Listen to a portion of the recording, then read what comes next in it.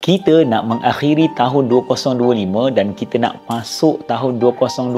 Jom kita akhiri tahun ini dengan doa dan mulakan tahun kita dengan penuh cahaya. Saya nak baca doa ni, walaupun doa ni selalu dibaca ketika awal dan akhir tahun bulan Hijri. Apa salahnya kalau kita baca sama-sama, kita aminkan bersama doa ini untuk akhir tahun 2025 dan awal tahun 2026. Save video ini, kalau tuan-tuan boleh baca sama-sama. Kalau tak, aminkan. Bismillahirrahmanirrahim.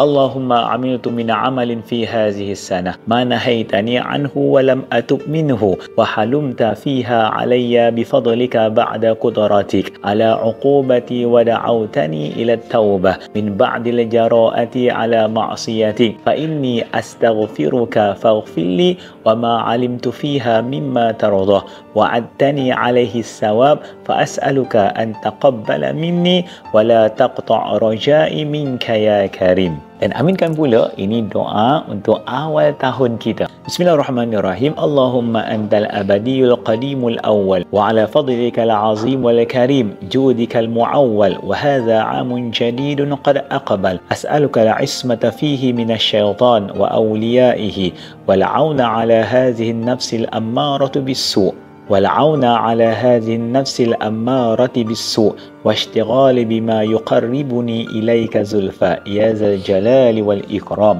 Amin amin ya rabbal alamin. Ya Allah, berkatilah kami, permudahkan segala urusan kami.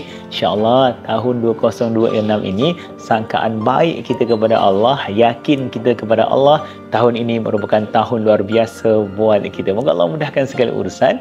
Alhamdulillah, saya berkal. Jom berterima kasih kepada Allah.